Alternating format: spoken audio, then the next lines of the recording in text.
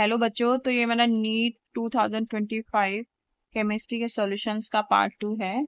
इससे पहले पार्ट में हमने क्वेश्चन नंबर 1 से लेकर 15 तक सॉल्यूशन दिए थे और इस वाले में हम फर्दर 16 to 30 सॉल्यूशन करेंगे। तो चलिए स्टार्ट करते हैं क्वेश्चन नंबर 16 से। क्वेश्चन नंबर 16 में है, if the molar conductivity of a 0.050 mole per litre solution of monobasic weak acid is this. Molar conductivity यानी कि लैम्डा एम की वैल्यू ये दे दी, तो इसकी आपको डिग्री ऑफ डिसोसिएशन बताना है। तो डिग्री ऑफ डिसोसिएशन का आपको पता है क्या होता है। डिग्री ऑफ डिसोसिएशन होता है lambda M upon lambda M nought. Lambda M है, ये आपका है नॉर्मल कंडीशंस में आपकी मोलर कंडक्टिविटी। जो लैम्डा एम नॉट है, ये है आपकी इनफाइनाइट डाइल्यूशन पे मोलर कंडक्टिविटी। तो लैम्डा एम की वैल्यू तो हमको दे रखी है, ये है 90। लैम्डा एम नोट कैसे देंगे? तो लैम्डा एम नोट क्या होगा? तो जो आपका यहाँ पे सोल्ट है वो कौन सा है? मोनो बेसिक वीक एसिड है। तो मोनो बेसिक वीक एसिड है, सपोज ये है CH3COOH, ये है, तो ये एसिड डिसोसिएट होगा। ठीक है, तो यहाँ पे जो ये लैम्डा प्लस नोट है, ये है आपका जो पॉजिटिव आयन है, और जो ये निगेटिव है, ये आपके निगेटिव आयन की क्या है? नेगेटिव आयन की मोलर कंडक्टिविटी है एट इनफाइनाइट डाइल्यूशन। तो जब हम at infinite dilution as a whole conductivity देखेंगे तो ये होगी lambda plus nought plus lambda minus nought. तो लैम्डा प्लस नोट की वैल्यू आपको दे रखी है 349.6 प्लस लैम्डा माइनस नोट की वैल्यू दे रखी है 50.4 सीमन सेंटीमीटर मोल इनवर्स। तो लैम्डा प्लस यहाँ पे क्या है? लैम्डा एच प्लस, और लैम्डा माइनस है यहाँ पे CH3CO माइनस। जब इनका टोटल करेंगे तो ये आएगा आपका 400 semen centimetre square mole inverse. इसी 400 की वैल्यू आप यहाँ पे रख देंगे। ठीक है, तो ये 0 से 0 कट हो जाएगा। जब आप इसको सोल्व करेंगे तो आपकी वैल्यू आएगी 0.225। तो हमारा ऑप्शन नंबर सी जो है इसमें वो होगा करेक्ट। तो चलिए अगले क्वेश्चन पे चलते हैं। अगला क्वेश्चन है, आपको जो नीचे कॉम्प्लेक्स कंपाउंड दिए हुए हैं इनमें से बताना है कि सॉल्यूशन में मिनिमम कंडक्टेंस किसकी होगी। तो देखिए, मिनिमम कंडक्टेंस उसी की होगी, उसी कॉम्प्लेक्स की होगी जो सॉल्यूशन में मिनिमम आयंस में डिसोसिएट होगा। तो अगर आप इसको देखें तो एक आयन तो ये हो जाएगा, एक आयन तो ये हो जाएगा, और 3 आपके क्लोराइड आयन होंगे। तो टोटल नंबर ऑफ आयन्स कितने हो गए? 4। और यहाँ पे अगर आप देखेंगे तो एक तो आयन ये बनेगा कॉम्प्लेक्स वाला CONH3 का होल 5Cl, एक तो ये बनेगा, और एक बनेगा आपका क्लोराइड आयन। तो यहाँ पे कितने नंबर ऑफ आयन्स हो गए? 2। लेकिन अगर आप फर्स्ट और सेकेंड केस में देखें तो ये डिसोसिएट होंगे ही नहीं। तो इसका मतलब इन दोनों में जो आपकी मिनिमम कंडक्टेंस है वो मिनिमम होगी, यानी ऑप्शन नंबर 1 और ऑप्शन नंबर 2 दोनों में जो आपकी कंडक्टेंस है वो मिनिमम होगी। चलिए अगले क्वेश्चन पे चलते हैं। क्वेश्चन नंबर 18 है कि नीचे 2 स्टेटमेंट दे रखे हैं, आपको बताना है कि इनमें से कौन से सही हैं कौन से गलत हैं।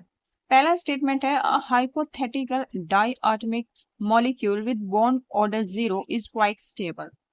कोई हाइपोथेटिकल डाइएटॉमिक मॉलिक्यूल है, वो काफी, जिसका बॉन्ड ऑर्डर 0 होता है, वो काफी स्टेबल होता है। क्या ऐसा हो सकता है जिसमें कोई बॉन्ड ही नहीं है?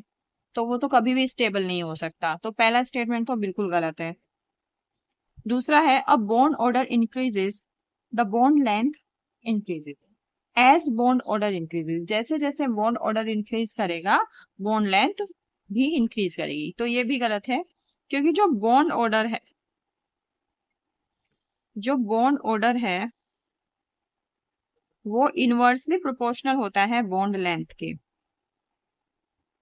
तो जैसे जैसे बॉन्ड ऑर्डर बढ़ेगा वैसे वैसे जो बॉन्ड लेंथ है वो आपकी घटेगी। ठीक है, तो इसी वजह से सिंगल बॉन्ड की जो डिस्टेंस होती है वो सबसे ज्यादा होती है, फिर डबल बॉन्ड की उससे कम, ट्रिपल बॉन्ड जब हो जाता है उसकी उससे कम। तो जैसे जैसे बॉन्ड ऑर्डर बढ़ेगा बॉन्ड लेंथ क्या होती है? कम हो जाती है। तो आपका स्टेटमेंट सेकंड भी इनकरेक्ट हो गया। और पहले में देखिए जैसे बहुत सारे हाइपोथेटिकल मॉलिक्यूल होते भी हैं, जैसे He2 हो गया, Be2, ये एग्जिस्ट ही नहीं करते क्योंकि इनका जो बॉन्ड ऑर्डर है वो क्या है, इनका बॉन्ड ऑर्डर होता है 0। चलिए अब अगले क्वेश्चन पे चलते हैं।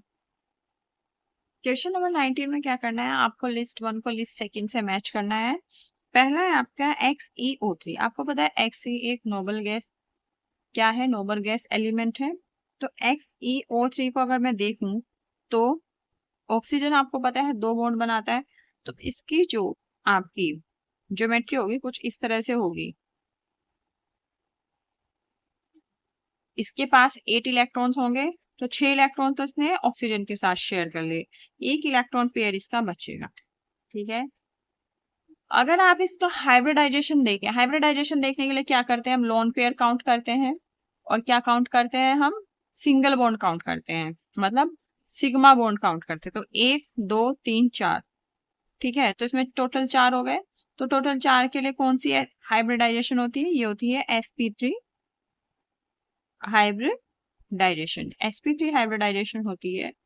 और अगर आप इसकी ज्योमेट्री देखें तो इसकी ज्योमेट्री आपकी, ये कौन सी ज्योमेट्री है, ये आपकी ज्योमेट्री है, ये होती है पिरामिडल, पिरामिड की तरह होती है ये। तो ये हो गई आपकी पिरामिडल। तो आपका ए का हो गया सेकंड, तो ए का सेकंड फर्स्ट और सेकंड में जा रहा है। चलिए बी का इन दोनों ऑप्शन में देखें तो फर्स्ट जा रहा है, बी का आप चाहे तो चेक करें, नहीं तो छोड़ भी सकते हैं। सी का आपका एक में 4 दिखा रहा है, एक में दिखा रहा है थर्ड, तो पहले सी का ही देख लेते हैं। सी हो गया XeOF4, क्योंकि deciding factor C and D है। आप कोई भी इनमें से एक देख लीजिए और आपका आंसर आ जाएगा। पहले हम सी का देख लेते हैं। तो XeO4 में अगर आप देखें तो आपको पता है ऑक्सीजन के साथ तो ये डबल बॉन्ड बनाएगा और फ्लोरीन के साथ सिंगल सिंगल बॉन्ड बनाएगा। तो इसका ये कैसे करेगा, बॉन्डिंग कैसे करेगा, फ्लोरीन के साथ तो ऐसे बनाएगा ये सिंगल बॉन्ड, और ऑक्सीजन के साथ बनाएगा ये डबल बॉन्ड। ठीक है जी, ये इसकी आपकी ज्योमेट्री हो गई। तो ये कौन सी ज्योमेट्री हुई, अगर आप इसके देखें तो ये कौन सी ज्योमेट्री हुई, ये आपकी हुई स्क्वायर पिरामिडल। तो ये आपकी कैसी हुई, ये आपकी हुई स्क्वायर पिरामिडल। और अगर आप इसका देखें कि इसकी वो क्या है, हाइब्रिडाइजेशन क्या है, तो मैंने क्या बोला था, सिंगल बॉन्ड्स काउंट करें तो 1 2 3 4 5, 5 बॉन्ड है, तो हो गया sp3d, 3 and 1 4 and 1 5। तो इसकी जो हाइब्रिडाइजेशन है वो होगी sp3d और इसकी ज्योमेट्री हो गई स्क्वायर पिरामिडल। ठीक है, तो स्क्वायर पिरामिडल किस में है, sp3, ये हो गई आपकी इसमें। यहाँ पे इसने कितने इलेक्ट्रॉन शेयर किए, 2 3 4 5 6, एक रह गया, तो ये हो गई sp3d2। ठीक है, तो sp3d2 और स्क्वायर पिरामिडल कौन सी हुई, तो ये हुई नंबर 4। तो यानी कि आपका ऑप्शन नंबर 1 करेक्ट जाएगा। ठीक है, अब मैं बी और डी का भी एक बार दिखा देती हूँ आपको, वैसे तो आपको निकालने की जरूरत नहीं है, लेकिन फिर भी XeF6, XeF6 आपको पता है इसमें 6 है, और फ्लोरीन के साथ ये कितने वो बॉन्ड बनाएगा, फ्लोरीन के साथ तो सिंगल सिंगल बनाएगा, तो ये कुछ इस तरह से बनाएगा, 4 तो ऐसे बना लेगा।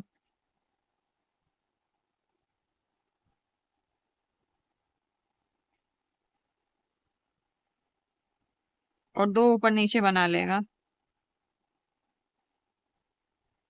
ठीक है,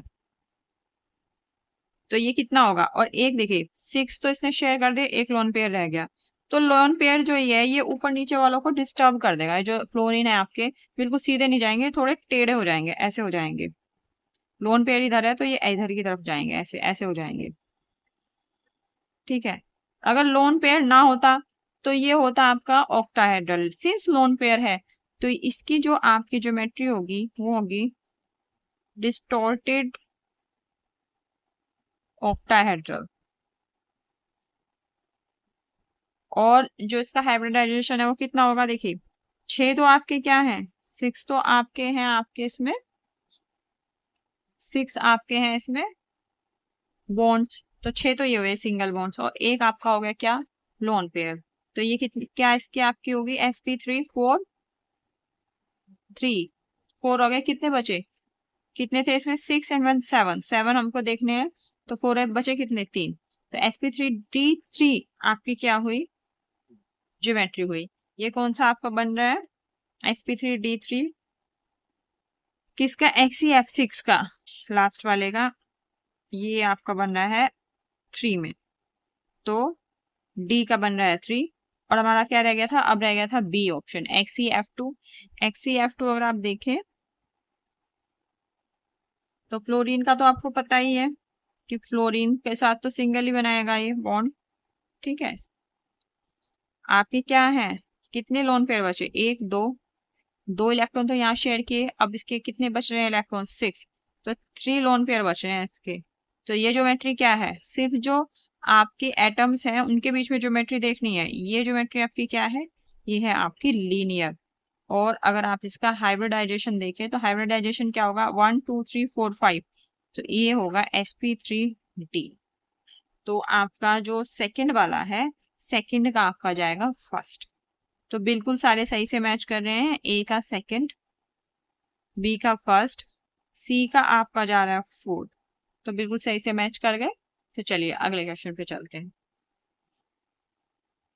आपको बताना है कि ये रिएक्शन है और इसमें एनर्जी देखिए, अगर एनर्जी माइनस में है तो इसका मतलब ये जैसे रिएक्शन होती है तो इतनी एनर्जी आपकी क्या होती है, लिबरेट होती है, इतनी एनर्जी आपकी फ्री होती है, ठीक है। और ये केस कब होता है, ये केस होता है एक्सोथर्मिक रिएक्शन की कंडीशंस में। तो जब आपकी एनर्जी माइनस में होती है इसका मतलब एक्सोथर्मिक, इसको बाहर से आपको एनर्जी देने की आवश्यकता नहीं है, ठीक है। जब आप प्रॉपर रिएक्टेंट्स एक दूसरे के पास लाएंगे तो एक खुद ही रिएक्ट करेंगे और एक एनर्जी क्या करेंगे, जनरेट करेंगे, ठीक है। तो ये जो आपकी रिएक्शन हुई हुई एक्सोथर्मिक रिएक्शन। अगर आप एंडोथर्मिक की बात करें, एंडोथर्मिक में क्या होता है कि आपको बाहर से एनर्जी देनी पड़ती है, दो आप रिएक्टेंट्स पास में लाते हैं और बाहर से एनर्जी देते हैं, तब जाके उसमें प्रोडक्ट बनता है, ठीक है। तो इसमें क्या है, ये है। और एक्सोथर्मिक रिएक्शन में क्या होता है, प्रोडक्ट आपको पता है क्या है, ज्यादा स्टेबल होता है, प्रोडक्ट मोर स्टेबल होता है। और मोर स्टेबल का मतलब क्या होता है, लेस एनर्जी, ठीक है। और जो आपका रिएक्टेंट होता है वो आपका लेस स्टेबल होता है, और लेस स्टेबल का मीनिंग क्या होता है, मोर एनर्जी। तो हमें बस यही देखना है कि किसमें लेस एनर्जी, किसमें मोर एनर्जी है। और आप जब एनर्जी निकालते हैं, डेल एच निकालते हैं, तो कैसे निकालते हैं, तो डेल एच कैसे निकालते हैं, एनर्जी ऑफ प्रोडक्ट्स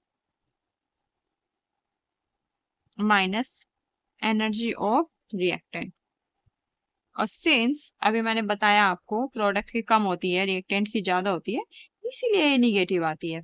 तब मुझे इसमें ये देखना है कि ये कंडीशन मेरी कौन से डायग्राम में पूरा हो रहा है। तो मैं फर्स्ट से ही आ जाती हूँ, ये हो गया रिएक्टेंट, रिएक्टेंट की एनर्जी ज्यादा है, बिल्कुल मोर एनर्जी हो रहा है, ज्यादा है, तो पहला ये बिल्कुल सही है। यहाँ पे प्रोडक्ट की एनर्जी कम है, ये बिल्कुल सही है, प्रोडक्ट की कम है। और इन दोनों की एनर्जी का जो गैप है वो क्या है, वो गिवन है। तो यहाँ पे अगर देखें तो इन दोनों की एनर्जी का गैप दे रखा है, तो यही ऑप्शन मेरा सही जा रहा है, फर्स्ट वाला ही। सेकंड वाले में देखें, सेकंड वाले में रिएक्टेंट की एनर्जी कम बता दी और प्रोडक्ट की ज्यादा, अगर ये है तो ये तो कंडीशन ही नहीं है, क्योंकि रिएक्टेंट की एनर्जी क्या होनी चाहिए, ज्यादा होनी चाहिए एक्सोथर्मिक के केस में, तो ये वाला नहीं है। थर्ड वाले में देखें, थर्ड वाले में ये दे तो दिया कि रिएक्टेंट की एनर्जी ज्यादा है, प्रोडक्ट की कम, लेकिन एनर्जी गैप देखो यहीं तक दिया है, एनर्जी यहाँ तक दिया है कि जो आपकी मैक्सिमम एनर्जी है और रिएक्टेंट की एनर्जी के गैप, ये नहीं होता। जो डेल एच होता है वो क्या होता है, आपकी प्रोडक्ट और रिएक्टेंट के बीच की जो एनर्जी का गैप होता है वो होता है क्या, डेल एच। सिमिलरली अगर आप ऑप्शन नंबर 4 में जाए तो रिएक्टेंट की क्या दे दी, कम, ये तो वैसे ही खत्म है ये वाला जो ऑप्शन है, क्योंकि रिएक्टेंट की एनर्जी क्या होती है, ज्यादा होती है in case of exothermic reaction, energy ज्यादा होती है रिएक्टेंट की, तभी तो वो एनर्जी लिबरेट करता है स्टेबल होने के लिए, ठीक है। तो चलिए अब अगले क्वेश्चन में चलते हैं। क्वेश्चन नंबर 21 है, आपको लिस्ट 1 को लिस्ट 2 से मैच करना है। पहला है कि जो ह्यूमिडिटी है वो किस टाइप का सॉल्यूशन है। तो ह्यूमिडिटी जो होती है, क्या होता है, जब आपके जो वातावरण है, जो आपका एनवायरनमेंट है, जब उसमें जो वाटर मॉलिक्यूल्स है वो जब बहुत ज्यादा होते हैं तो ह्यूमिडिटी हो जाती है। तो ये कैसा हो गया, वाटर मॉलिक्यूल तो आपको पता है लिक्विड होता है, और जो आपका एनवायरनमेंट है वो गैस होता है, तो ये हो गया लिक्विड इन गैसेस। तो ये सॉल्यूशन कैसा हो गया, लिक्विड इन गैस। तो फर्स्ट का तो सेकंड हो गया, तो फर्स्ट और सेकंड में ये ऑप्शन आ रहा है, सेकंड सेकंड। फिर आता है अलॉय। अलॉय आपको पता है, अलॉय आप सॉलिड से सॉलिड में बनाते हैं, दो सॉलिड्स को मिक्स करके क्या बनता है, अलॉय। तो ये हो गया आपका सॉलिड इन सॉलिड, तो बी का हो गया फर्स्ट। तो बस यहीं से आपका आंसर आ जाएगा, आगे देखने की जरूरत नहीं। फिर सी है अमलगम। क्या होता है अमलगम, होता है आपका लिक्विड इन सॉलिड्स। जब कोई रिएक्शन, जब कोई दो चीजें कंप्लीटली रिएक्ट नहीं करते, वो क्या करते हैं, मिक्स होके कुछ अलग ही चीज बना देती हैं सॉलिड सा, और उसको बोलते हैं अमलगम। तो ये हो गया आपका लिक्विड इन सॉलिड। फिर आगे आपका स्मोक। स्मोक क्या होता है, स्मोक होता है जैसे धुआं होता है, तो होता है धुएं में क्या होते हैं, पार्टिकल्स होते हैं जो बहुत ही क्या होते हैं, कार्सिनोजेनिक होते हैं। तो ये क्या हो गया, जो स्मोक हो गया वो हो गया सॉलिड इन गैस। तो डी का जो आपका हो गया वो हो गया थर्ड। तो इसका जो ऑप्शन नंबर बी है या सेकंड ऑप्शन है वो बिल्कुल करेक्ट है। चलिए अगले क्वेश्चन पे चलते हैं। क्वेश्चन नंबर 22 में आपको बताना है कि correct order of decreasing basic strength. Basic strength का आपको करेक्ट ऑर्डर बताना है। तो देखिए, इसमें 4 तरह के आपके क्या है, कंपाउंड्स हैं। तो पहले हम देख लेते हैं कौन सा, कोई भी आप इनमें से ऑप्शन लीजिए, इनको बना लेते हैं। N methyl aniline. N methyl aniline, aniline कैसे होता है, एन मिथाइल, तो जिसमें नाइट्रोजन के साथ मिथाइल क्या हो आपका अटैच हो, वो हो गया आपका एन। ठीक है, एन मिथाइल एनिलीन। ठीक है जी। अब देखो, अगला है आपका बेंजीनिमीन। बेंजीनिमीन को कैसे बनाएंगे आप, बेंजीन आपका हो जाएगा ये बेंजानिमीन, सिंपल। बेंजीनामीन को ही हम क्या बोलते हैं, एनिलीन। बेंजानिमीन को ही हम क्या बोलते हैं, एनिलीन। फिर है इथेनामीन। इथेनामीन क्या हो गया, इथेमिन, इथेनामीन हो गया ये। ठीक है, और फिर है एन इथाइल इथेनामीन, तो इसका मतलब ये हो गया ये एन इथाइल, एन इथाइल इथेनामीन, तो ये बन जाएगा।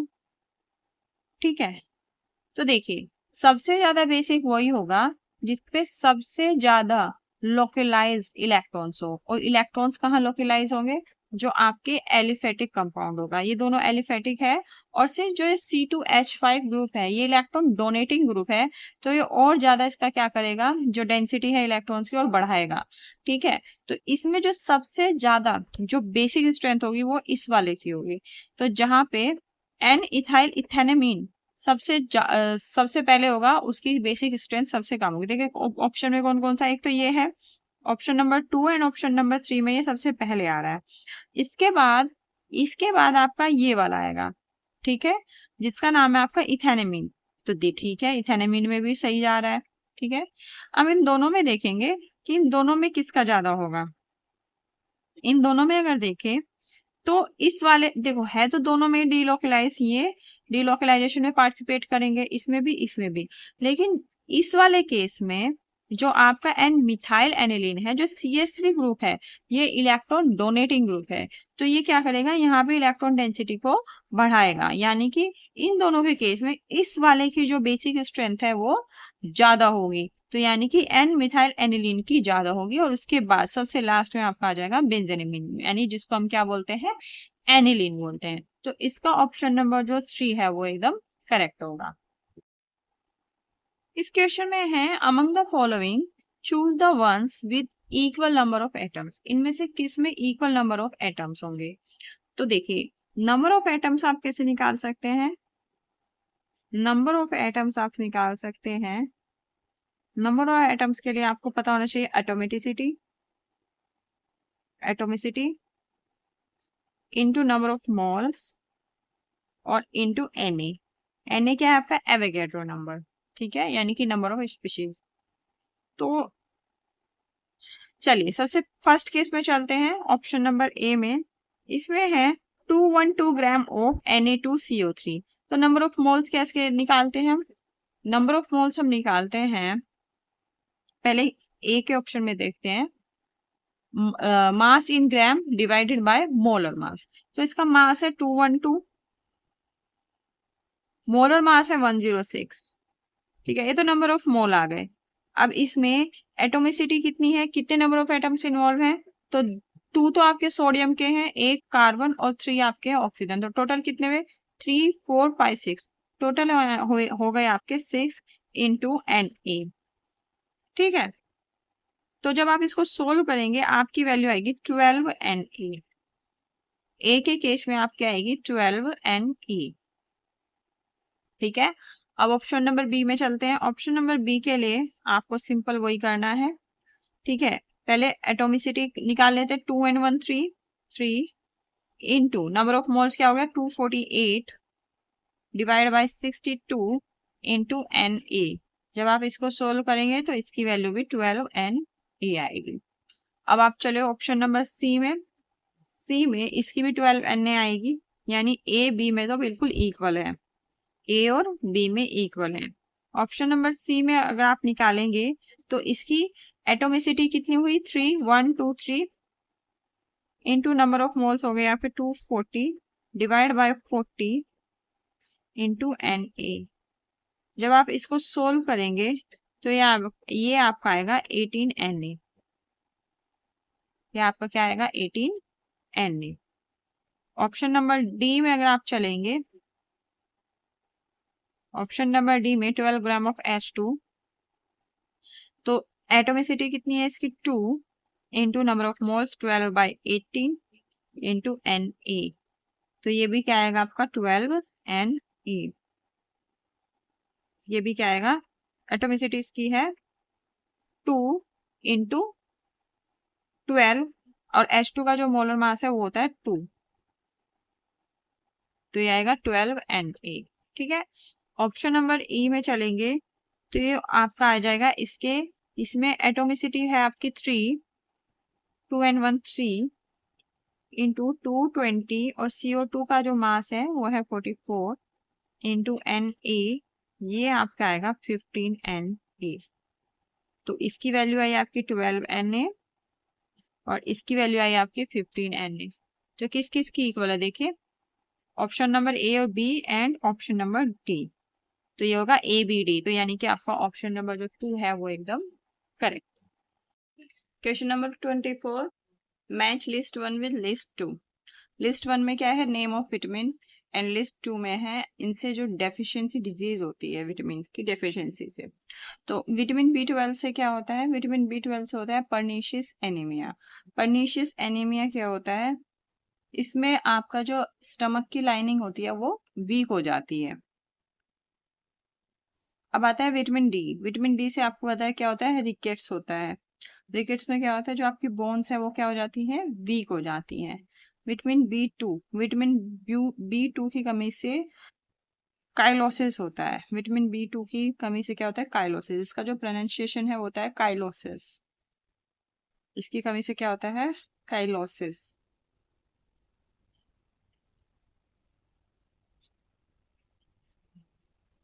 काइलोसिस क्या होता है कि आपकी जो बोन्स होती हैं, नहीं बोन्स नहीं, इसकी कमी से क्या होता है कि जो आपके मुंह के मुंह के दोनों तरफ, जो मुंह के दोनों कॉर्नर्स होते हैं उनमें क्या हो जाता है, स्क्रैप्स हो जाते हैं, जैसे हो जाता है ना, सूख जाते हैं, छिल जाते हैं, तो वो होता है काइलोसिस। और B6 की कमी से होता है आपका कन्वर्जेंस। कन्वर्जेंस क्या होता है, कन्वर्जेंस होता है कि एकदम से बहुत वायलेंट मूव करना, एकदम से बहुत ज्यादा ऐसे मूव करते रहना, जैसे दौरा पड़ जाता है, हिंदी में हम उसको दौरा बोलते हैं, मरोड़ हो जाना, ऐठन हो जाना, तो वो विटामिन B6 की कमी से होता है। तो B12 की कमी से होता है पर्नीशियस एनीमिया, डी की कमी से होता है रिकेट्स, B2 की कमी से होता है काइलोसिस, एंड विटामिन B6 की कमी से होता है कन्वर्जेंस। तो ये कहाँ पे मैच कर रहे हैं, ए का 4 इन दोनों में है, फिर बी का 3 दोनों में है, सी का 1 आपका है ऑप्शन नंबर 2 में। तो आपका ऑप्शन नंबर 2 जो है वो है करेक्ट। चलिए अगले क्वेश्चन पे चलते हैं। क्वेश्चन नंबर 25 है the correct order of decreasing acidity of the following aliphatic acids is. तो हमें पता है, देखिए जो एसिडिटी होती है वो डायरेक्टली प्रोपोर्शनल होती है आपके माइनस आई इफेक्ट के, और इनडायरेक्टली प्रोपोर्शनल होती है प्लस आई इफेक्ट के। इट मीन्स जैसे जैसे, और ये वाले जो आपके ऑप्शन है इसमें देखिए, इसमें प्लस आई इफेक्ट ज्यादा शो हो रहा है, तो जिसमें जितना प्लस आई इफेक्ट होगा वो उतना ही क्या होगा, वीक एसिड होगा। ठीक है, तो अब हम देखते हैं कि किसमें सबसे सबसे, देखिए इसमें 3 जो मैक्सिमम है, इसमें 3 क्या जुड़े हुए हैं आपके, मिथाइल ग्रुप जुड़े हैं। और आपको पता है मिथाइल ग्रुप का जो नेचर होता है वो इलेक्ट्रॉन डोनेटिंग ग्रुप होता है, मींस ये प्लस आई इफेक्ट शो करता है। सिंस ये सबसे ज्यादा प्लस आई इफेक्ट शो करता है, इसका मतलब ये सबसे ज्यादा वीक क्या है, एसिड है। उसके बाद ये, इसमें 2 मिथाइल ग्रुप है, उसके बाद ये, और सबसे ज्यादा जो जितने यहाँ पे ग्रुप्स मेंशन है उसमें जो सबसे ज्यादा एसिडिक होगा वो होगा फॉर्मिक एसिड। ठीक है, फॉर्मिक एसिड मीन्स ये, इसका मतलब ऑप्शन नंबर जो 3 है वो आपका करेक्ट है। चलिए अगले क्वेश्चन पे चलते हैं। नंबर 26 है, ये 2 स्टेटमेंट दिए हुए हैं, आपको बताना है कौन से सही है और कौन सा गलत है। पहला है कि ferromagnetism is considered as an extreme form of paramagnetism, तो ये बिल्कुल सही है। फिर क्वेश्चन नंबर, इसमें स्टेटमेंट नंबर 2 है कि the number of unpaired electrons in a chromium ion is same as that of neodymium ion. तो देखिए क्रोमियम आयन का जो क्रोमियम आयन का अगर आप इलेक्ट्रॉनिक कॉन्फ़िगरेशन देखें तो इसमें क्या आता है, 3d4। ठीक है, ठीक है जी, तो इसमें आता है 3d4। तो आप इसको कैसे करेंगे, ऐसे करेंगे 1 2 3 4, तो ये आपके नंबर ऑफ अनपेयर्ड इलेक्ट्रॉन्स कितने हैं, 4। जबकि अगर आप नियोडियम आयन में देखेंगे तो इसका इलेक्ट्रॉनिक कॉन्फ़िगरेशन होता है, आपका होता है जिनॉन, इसका एटॉमिक नंबर होता है 54, और फिर 4f4 6s2। तो इसमें f4 है, और f आपको पता है कि f में कितने होते हैं, 7 ऑर्बिटल होते हैं, 1 2 3 4 5 6 7, तो ये होगा 1 2 3 4। ठीक है, ये तो हो गए आपके सिंपल नियोडियम आयन। जब आप 3 पॉजिटिव करेंगे तो 2 इलेक्ट्रॉन्स तो यहाँ से जाएंगे और 1 इलेक्ट्रॉन यहाँ जाएगा, तो ये 1 इलेक्ट्रॉन यहाँ से हट जाएगा। तो नंबर ऑफ अनपेयर्ड इलेक्ट्रॉन कितने हुए, नंबर ऑफ अनपेयर्ड इलेक्ट्रॉन हुए यहाँ पे 3। क्रोमियम आयन में कितने हैं, 4, और यहाँ पे कितने हैं, 3। क्रोमियम आयन का नॉर्मल एटॉमिक जो आपका इलेक्ट्रॉनिक कॉन्फ़िगरेशन होता है 3d5 एंड 4s1। जब 2 इलेक्ट्रॉन जाएंगे, एक यहाँ से जाएगा और एक यहाँ से जाएगा, बचेगा 3d4। तो इसमें आपके नंबर ऑफ अनपेयर्ड इलेक्ट्रॉन है 4, और नियोडियम आयन में आपके अनपेयर्ड इलेक्ट्रॉन है 3। तो जो आपका स्टेटमेंट नंबर 2 है वो बिल्कुल गलत है। तो इसका ऑप्शन नंबर 3 आपका करेक्ट होगा कि आपका फर्स्ट वाला तो क्या है, ट्रू है, और सेकंड वाला क्या है, फॉल्स है। क्वेश्चन नंबर 27 है, क्वेश्चन नंबर 27 है, आपको लिस्ट 1 को लिस्ट 2 से मैच करना है। तो पहले में आपको मिक्सचर दे रखा है और दूसरे में आपको दे रखा है कि मेथड ऑफ सेपरेशन इनका कैसे होता है। पहला आपका है CHCl3, जिसको हम बोलते हैं क्या, क्लोरोफॉर्म, और उसमें अगर एनिलीन मिक्स हो, C6H5NH2 क्या होता है आपका, एनिलीन। तो इसको कौन से मेथड से करते हैं, तो इसको करते हैं सिंपल डिस्टिलेशन मेथड से। तो जो A है क्लोरोफॉर्म प्लस एनिलीन, अगर आप देखें तो इसको हम करते हैं सिंपल डिस्टिलेशन से, सिंपल डिस्टिलेशन से। ये क्या होता है, देखो सिंपल डिस्टिलेशन में क्या होता है, इन दोनों का जो बॉइलिंग पॉइंट है वो काफी हाई होना चाहिए। मतलब इन दोनों का बॉइलिंग पॉइंट में जो डिफरेंस है वो काफी हाई होना चाहिए, ताकि हम सिंपली क्या करें, कि इनको सिंपल डिस्टिलेशन से कर ले। पहले जिसका बॉइलिंग पॉइंट पहले कम होगा, पहले वो आपका क्या हो जाएगा, पहले वो वेपराइज हो जाएगा और फिर उसको क्या कर लेंगे, उसको कंडेंस कर लेंगे, फिर हम दूसरे वालों को वेपराइज करेंगे, उसको कंडेंस कर लेंगे। तो जैसे ये क्लोरोफॉर्म है, इसका जो बॉइलिंग पॉइंट होता है वो होता है 334 केल्विन और आपका एनिलीन का होता है 457 केल्विन। क्वेश्चन नंबर 27 में है, एक तरफ आपको मिक्सचर दे दिए, एक तरफ आपको मेथड्स ऑफ सेपरेशन दे दिए हैं। पहला आपका मिक्सचर है क्लोरोफॉर्म और एनिलीन, इसको हम सिंपल डिस्टिलेशन से सेपरेट करते हैं। सिंपल डिस्टिलेशन में क्या होता है कि जो आपके दो कंपाउंड दिए हुए हैं उनके जो बॉइलिंग पॉइंट का डिफरेंस है वो काफी ज्यादा होना चाहिए। जब ज्यादा होगा तो सिंपली क्या करेंगे, जिसका बॉइलिंग पॉइंट कम है पहले वो इवेपोरेट हो जाएगा, उसको कंडेंस कर लेंगे, उसके बाद दूसरे वाले का जिसका उससे ज्यादा बॉइलिंग पॉइंट है उसको हम क्या करेंगे, इवेपोरेट करेंगे और कंडेंस कर लेंगे। इस केस में क्लोरोफॉर्म का जो बॉइलिंग पॉइंट है वो 334 केल्विन और आपका एनिलीन का है 457 केल्विन, मतलब 100 केल्विन से भी ज्यादा इनका डिफरेंस है। तो ये सिंपल डिस्टिलेशन से सेपरेट हो जाएंगे। ऑप्शन नंबर बी में है crude oil in petroleum industry. Petroleum industry में क्रूड ऑयल को हम कैसे सेपरेट करते हैं, तो क्रूड ऑयल को सेपरेट करते हैं हम फ्रैक्शनल डिस्टिलेशन में। इसमें क्या होता है, एक फ्रैक्शनल ट्यूब होती है जो अलग अलग, जिसमें टेम्परेचर जो होते हैं वो अलग अलग सेट होते हैं और फिर उसमें अलग अलग क्या होते हैं आपके सेपरेशंस होते हैं। तो जैसे पेट्रोलियम इंडस्ट्री में जो डिफरेंट डिफरेंट जो आपकी हाइड्रोकार्बन्स होती है उनके बॉइलिंग पॉइंट्स क्या होते हैं, डिफरेंट डिफरेंट होते हैं। तो हम उनको डिफरेंट डिफरेंट बॉइलिंग पॉइंट्स पे क्या करते हैं, वेपराइज करते हैं, फिर उनको हम क्या करते हैं, कंडेंस करते हैं। तो क्रूड ऑयल को हम कैसे करते हैं, फ्रैक्शनल डिस्टिलेशन से हम क्या करते हैं, क्रूड ऑयल को सेपरेट करते हैं। स्पेंट लाइट से ग्लिसरॉल को कैसे सेपरेट करते हैं, तो स्पेंट लाइट के लिए हम करते हैं डिस्टिलेशन करते हैं और इसमें क्या करते हैं, प्रेशर को बहुत ही रिड्यूस कर देते हैं। डिस्टिलेशन करते हैं कैसे, रिड्यूस प्रेशर से। ऐसा हम इसलिए करते हैं क्योंकि अगर आप उसको वेपराइज करके कंडेंस करें तो उसमें क्या होता है, उसमें बहुत ज्यादा हाई टेम्परेचर चाहिए और सिंस ग्लिसरॉल का बॉइलिंग पॉइंट काफी हाई होता है जो होता है 290 डिग्री सेंटीग्रेड, ग्लिसरॉल का जो बॉइलिंग पॉइंट होता है 290 डिग्री सेंटीग्रेड होता है, इसलिए हम क्या करते हैं, प्रेशर को रिड्यूस कर देते हैं ताकि उससे 290 डिग्री सेंटीग्रेड से पहले क्या हो जाए, वो इवेपोरेट हो जाए। फिर आता है number D, aniline water. Aniline और वाटर को हम सिंपल स्टीम डिस्टिलेशन से क्या करते हैं, सेपरेट कर लेते हैं। ठीक है, वाटर क्या हो जाएगा, वाटर स्टीम से उड़ जाएगा और बचेगा क्या उसमें, एनिलीन। तो इसका जो करेक्ट ऑप्शन बैठेगा वो बैठेगा ऑप्शन नंबर ए।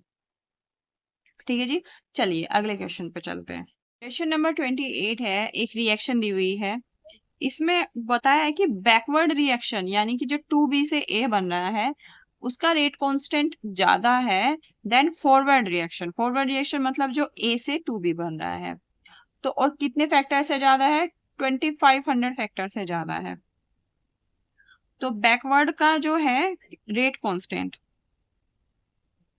ये ज्यादा है आपका फॉरवर्ड से 2500 टाइम्स, इसका कहने का मीनिंग ये है।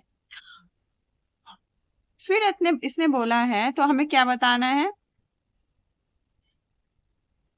फैक्टर ओ एट 1000 केल्विन, तो आपको केपी बताना है। इस वाले रिएक्शन के लिए आपको क्या बताना है, केपी बताना है। तो आपको पता है केपी क्या होता है, केपी होता है के सी आर टी की power del N G. Del G क्या होता, डेल एन जी क्या होता है, difference in gaseous species of products minus difference in gaseous species of reactant. Product में कितनी है 2, तो ये जगह 2 माइनस रिएक्टेंट में कितनी गैशियस स्पीशीज है 1, -1, तो डेल एन जी हो जाएगा आपका 1। तो केपी हो जाएगा आपका, केपी हो जाएगा आपका के सी आर टी की पावर 1 या फिर के सी आर टी। अब हमें इसमें क्या चाहिए, के सी चाहिए, टी तो हमारे पास है 25, टी हमारे पास है 1000 केल्विन, नॉट 2500, ये हमारे पास 1000 केल्विन। तो के सी हम कैसे निकालेंगे, के सी होता है जो रिवर्सिबल रिएक्शंस होती हैं उसके लिए केसी होता है के एफ अपॉन के बी। के एफ तो के एफ ही है, के बी हमें उसने बोला है कि 2500 टाइम्स ऑफ है के एफ की, तो के सी हमारा हुआ 1/2500। तो बस इसकी वैल्यू यहाँ पे रख देंगे। के पी आपका आएगा, के सी की वैल्यू हुई 1/2500, आर की वैल्यू आपकी 0.0831।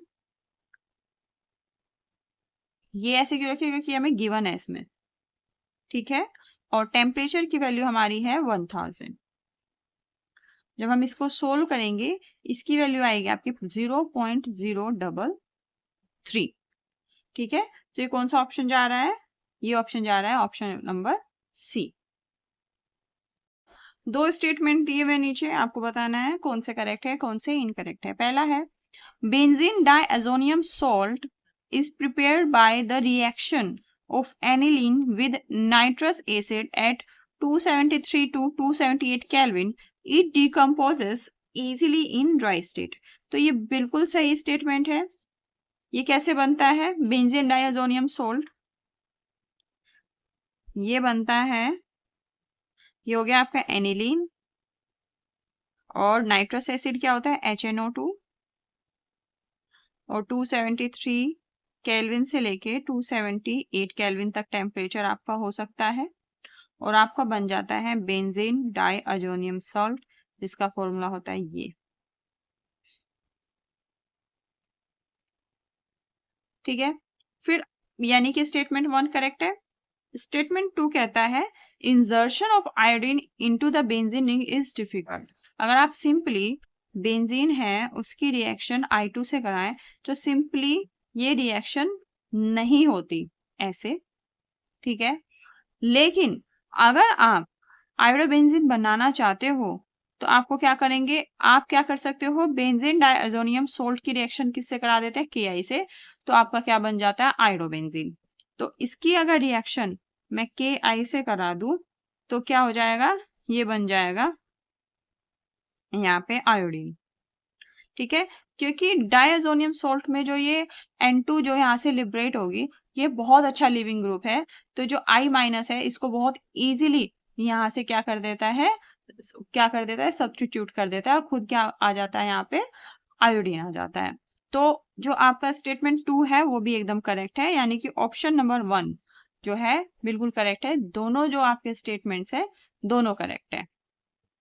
क्वेश्चन नंबर 30 है, ये जो रिएक्शन है अगर इस कंपाउंड की आप मोनोक्लोरिनेशन करें तो टोटल नंबर ऑफ प्रोडक्ट्स कितने हो सकते हैं इंक्लूडिंग स्टीरियो आइसोमर्स।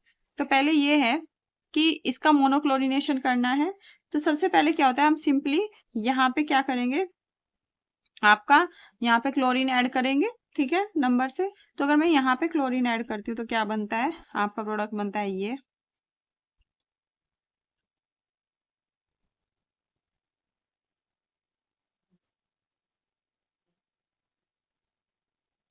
अगर आप इसमें देखें तो जो ये वाला कार्बन है ये आपका कायरल कार्बन है, क्योंकि इसमें चारों जो ग्रुप है इससे अटैच वो बिल्कुल अलग अलग हैं। तो इसके ये दो तरीके के हो सकते हैं, मतलब ये क्या से हो सकता है, मिरर इमेज हो सकते हैं, मिरर इमेज हो सकते हैं यानी कि दो क्या है इनएंशियोमर्स हो सकते हैं। तो यहाँ से क्या हो सकते हैं, दो प्रोडक्ट्स हो सकते हैं, क्योंकि इसने बोला है स्टीरियो आइसोमर भी आपको इंक्लूड करने, तो यहाँ से आपको दो मिल जाएंगे। फिर अगला आप कहाँ अटैच करोगे, अगला आप इसी कार्बन से अगर अटैच करें तो आपका क्या बनेगा,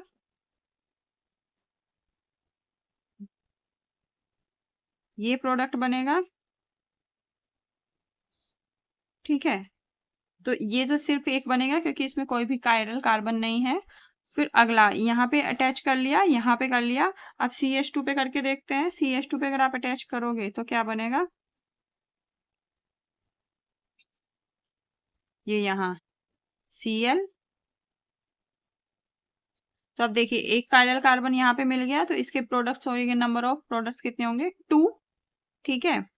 ऐसे होता है ना, देखो एक HCl, इस कार्बन की अगर मैं बात करूं, एक तो प्रोडक्ट ये हो जाएगा और एक आप जब मिरर इमेज बनाओगे तो एक ऐसे हो जाएगा, तो इसके नंबर ऑफ प्रोडक्ट्स कितने हो जाएंगे 2।